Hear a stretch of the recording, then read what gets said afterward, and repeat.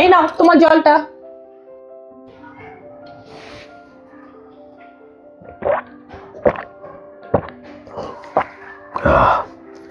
আচ্ছা ম্যাডাম, বলছি বাড়িতে কেউ নেই আপনাদের? আপাতত তো বাড়িতে কেউ নেই। আপনার কি দরকার আছে? না ম্যাডাম, এমনি জিজ্ঞেস করছেন। ঠিক আছে, তোমার কাছে কি কি কালেকশন আছে একটু আমাকে দেখাও। হ্যাঁ ম্যাডাম, হ্যাঁ, এই যে এই কাপড়টা দেখুন, এই কাপড়টা খুব সুন্দর আছে, দেখুন। হ্যাঁ হ্যাঁ, কাপড়টা খুব সুন্দর আছে। বলছি নিচে ওই শাড়িটা দেখি। হ্যাঁ ম্যাডাম, এই যে।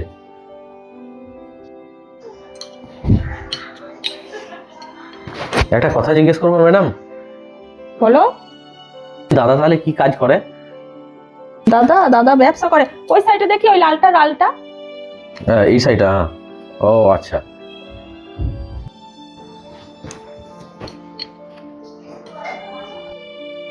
ব্যবসা করে যখন, তাহলে নিশ্চয়ই অনেক পয়সা ইনকাম হয়। তা মোটামুটি ভালো ইনকাম হয়। তা তুমিও তো ব্যবসা করছো, তোমারও তো ভালো ইনকাম হয়। ওই শাড়িটা দেখি, ওই শাড়িটা। ওই হয় আর কি, কোনো রকম চলে। হ্যাঁ, এই যে। হ্যাঁ, এই শাড়িটা আমার পছন্দ আছে। কি দাম নেবে বলো, এটা কি দাম নেবে?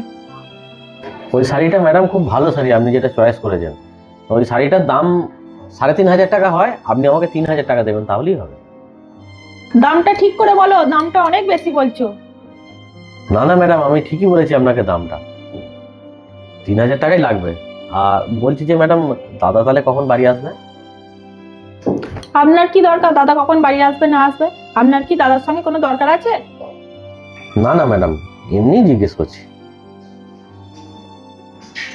আজকে রবিবার তো, ছুটির দিন আছে। ওর বন্ধুদের সঙ্গে পিকনিক করতে গেছে, 3-4 ঘন্টার মধ্যে চলে আসবে। যাই হোক, ওসব কথা বাদ দাও। এ নাও, তুমি তোমার পয়সাটা নাও।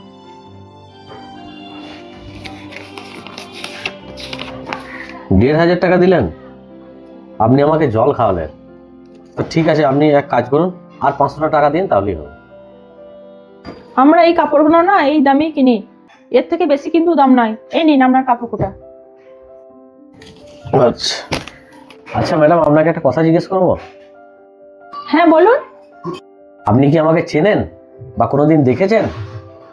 না না, আমি তোমাকে চিনি না, আর কোনোদিন দেখিও নি। আর তোমার ব্যাপারে আমি অত খোঁজ নিয়ে কি করব? তুমি কাপড় বিক্রি করতে এসছো আর আমি কাপড় কিনবো। তাহলে আপনি আমাকে চেনেন না, জানেন না, অথচ আপনি আপনার সমস্ত ইনফরমেশন আমাকে দিয়ে দিলেন। এখন আমি যদি আপনার বাড়ির সমস্ত জিনিসপত্র নিয়ে চলে যাই, আপনি আমাকে আটকাতে পারবেন? মনে হয় না যে আপনি আমাকে আটকাতে পারবেন। তবে ভয় পেয়েন না ম্যাডাম, আমি চোর নই। চোর নয়? তাহলে আপনি কে? একদম ভয় পাবেন না, আমি হচ্ছি ক্রাইম ব্রাঞ্চের ইন্সপেক্টর রণজিৎ। এই যে ম্যাডাম, এটা হচ্ছে আমার আই কার্ড। আর এই রকম ধরনের কেস আমাদের কাছে প্রচুর আসছে এখন। এই ফেরিওয়ালা, এই সবজিওয়ালা, এই কাপড়ওয়ালা, সে যে বাড়িতে যাচ্ছে, গিয়ে এইরকম ধরনের স্ক্যামগুলো করছে। আর যাতে সাধারণ মানুষের সঙ্গে এইরকম ধরনের স্ক্যাম না করতে পারে, তার জন্য আমরা এই পদক্ষেপটা নিয়েছি, ছদ্মবেশে বাড়ি বাড়ি গিয়ে সবাইকে এই জিনিসটা বোঝানোর জন্য। আচ্ছা, আপনাকে একটা কথা বলছি, যে আপনারা এই এত সহজেই সকলকে ইনফরমেশনটা দিয়ে দিচ্ছেন এদেরকে, আর এরা তারপরে এই ঘটনাগুলো ঘটাচ্ছে, এর দায়টা কার? এইভাবে কোনো মানুষকে সহজেই কোনো মানুষকে বাড়িতে একদম ঢুকতে দেবেন না। আর এইভাবে এত সহজে ইনফরমেশন, বাড়ির সমস্ত ইনফরমেশন এরা এইভাবেই জিজ্ঞেস করবে, আর আপনি এইভাবে বলে দিলে তখন আপনার সঙ্গে এই ঘটনাটা ঘটে যাবে।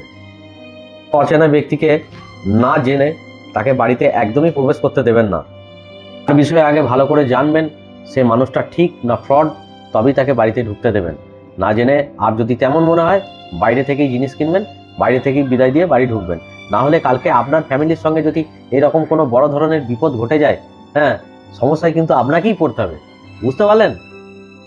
হ্যাঁ স্যার, আমি আমার ভুলটা বুঝতে পেরেছি। আজকে হয়তো যদি আপনার জায়গায় কোনো ফ্রড লোক হতো, তাহলে আজকে আমার পরিবারের সঙ্গে অনেক কিছু ঘটে যেতে পারতো। আর আপনি আমাকে সাবধান করার জন্য আপনাকে কিন্তু অসংখ্য ধন্যবাদ। যাই হোক, ভিডিওর মাধ্যমে আপনাদেরকে আমি সতর্ক করতে চাইলাম। আপনারা সবাই সতর্ক থাকবেন, সাবধানে থাকবেন। না হলে যে কোনো সময় আপনার পরিবারের সঙ্গেও কোনো এরকম স্ক্যাম হয়ে যেতে পারে। আর ভিডিওটা যদি আপনাদের ভালো লাগে, অবশ্যই শেয়ারের মাধ্যমে ছড়িয়ে দেবেন, সবাইকে দেখার সুযোগ করে দেবেন, আর আমাদের পাশে থাকবেন। অসংখ্য ধন্যবাদ আপনাদেরকে ভিডিওটা দেখার জন্য। নমস্কার।